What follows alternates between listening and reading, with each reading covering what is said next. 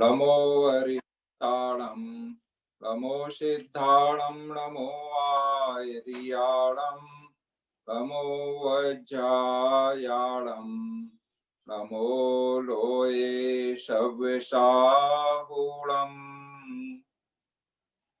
सूर्य के बाद ग्रहों में नंबर आता है चंद्रमा का। चंद्रमा पश्चिमोत्तर दिशा का स्वामी है। पश्चिमोत्तर का मतलब पश्चिम और उत्तर के बीच का कोना पश्चिमोत्तर दिशा का स्वामी होता है। अब चंद्रमा से जिन बातों का हमें विचार करना है तो उसमें हम ये देखेंगे कि ये कार्य उसका पश्चिमोत्तर दिशा में सिद्ध होगा अगर चंद्रमा जिसका बलवान है और उन विषयों का हम विचार कर रहे हैं। इसके अलावा ये स्त्री ग्रह कहलाता है। देखो, सूर्य पुरुष ग्रह था और चंद्रमा स्त्री ग्रह है। तो जिनके चंद्रमा बलवान है, जिनकी जन्म कुंडली में, तो उनमें स्त्रियोचित गुण पाए जाएंगे। ये विशेष रूप से हम उस जातक को बता सकते हैं, चाहे वह पुरुष हो या महिला हो, कोई भी हो। चंद्रमा का स्वरूप श्वेत वर्ण है और ये जल ग्रह है। पानी से संबंध चंद्रमा का है।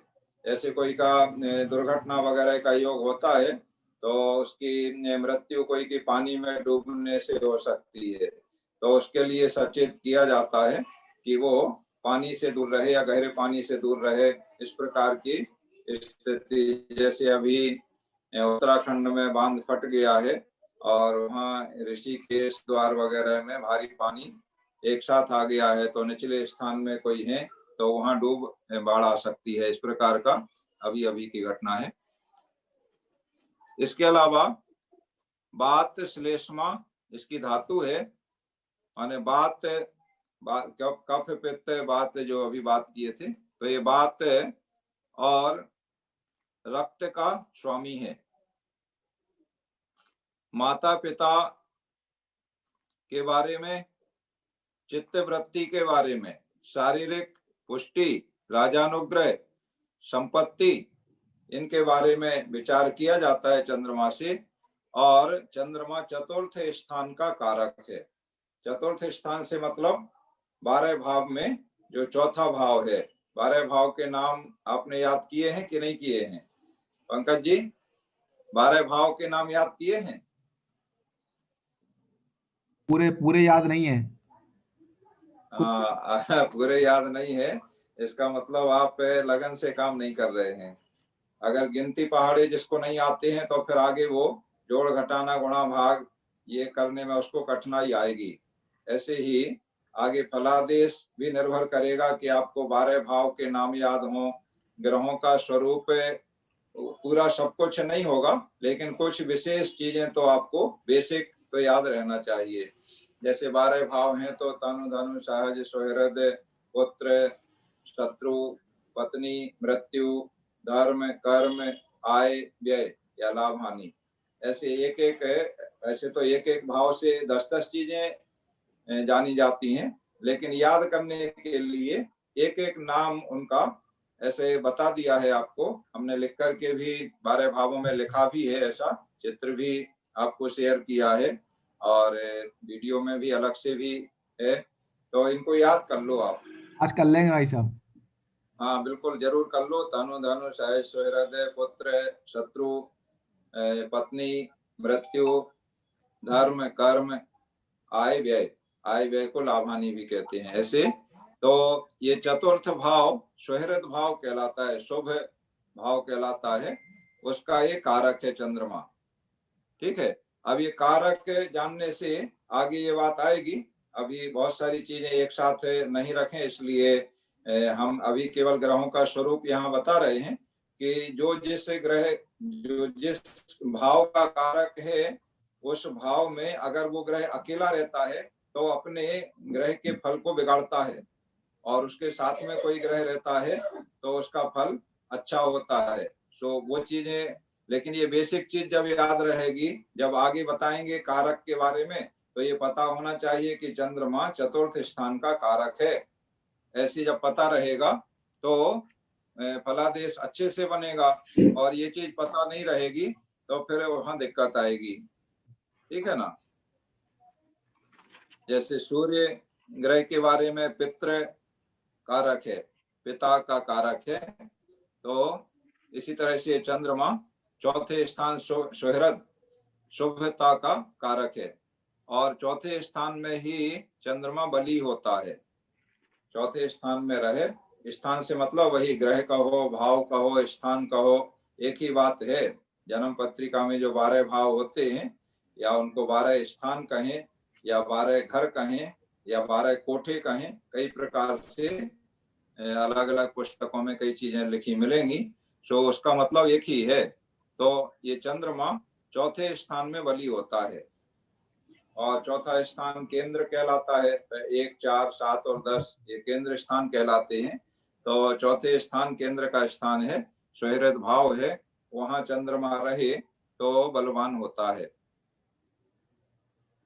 चेष्टा बल कहाँ होता है? मकर से 6 राशि में। सूर्य का भी इसी प्रकार से था, मकर से 6 राशियां, और ऐसे वहीं पर चंद्रमा का भी चेष्टा बल होता है, मकर, कुंभ, मीन, मेष, वृष और मिथुन। ठीक है। चंद्रमा से किन बातों का विचार किया जाता है? रोग वगैरह के बारे में। तो शारीरिक रोग, पांडु, पीलिया जिसे बोलते हैं, और जलज, कफज, जल से संबंधी रोग। अभी हमारे एक मित्र को जलोदर हो गया और उसमें उनका देहांत भी हो गया।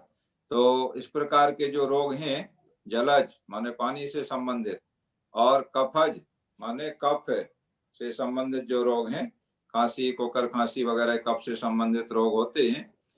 पीनस, मूत्र कृच्छ, स्त्री जन्य रोग, स्त्रियों से जो स्त्री रोग होते हैं उनका विचार भी चंद्रमा से किया जाता है।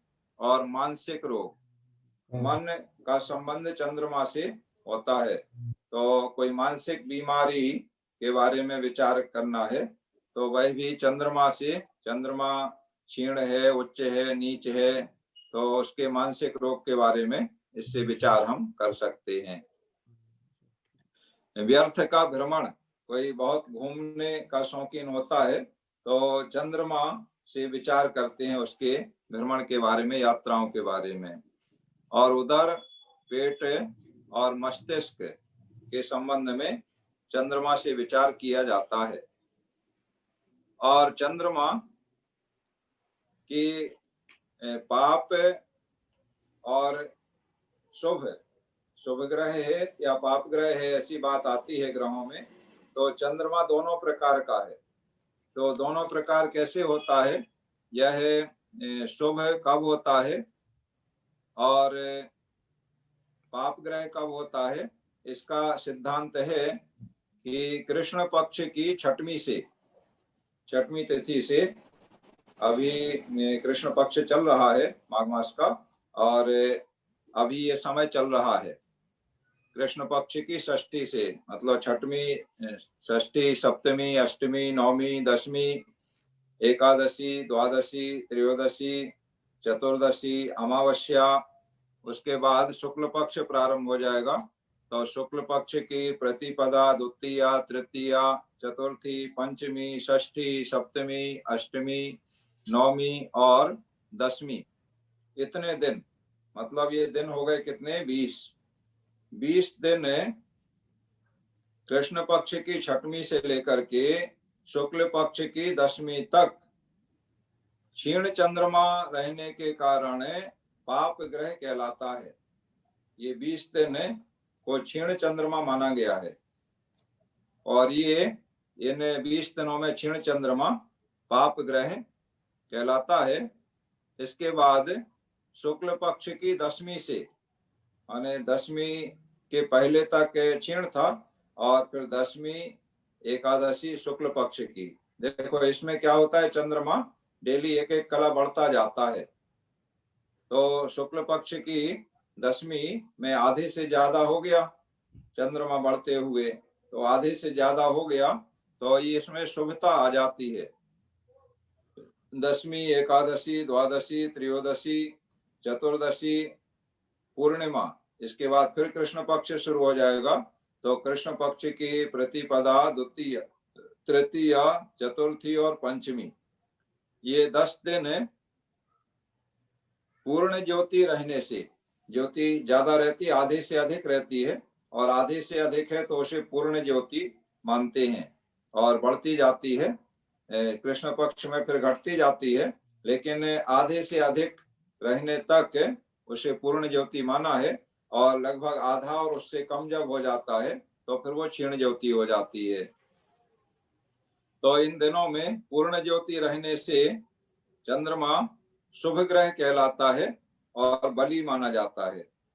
और बलि चंद्रमा जब होता है तो उस समय चतुर्थ भाव में अपना पूर्ण फल देता है।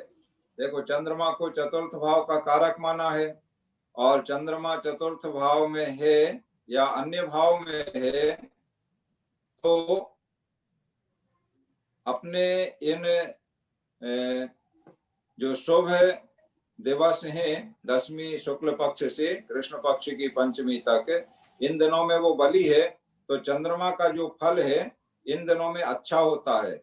और जब चंद्रमा कमजोर है तो उन दिनों में चंद्रमा का जो, चंद्रमा से संबंधित जिन विषयों का विचार करते हैं तो उनमें उसके फल में हीनता आती है, माने वो उतना शुभ फल नहीं देता है, पाप फल देता है।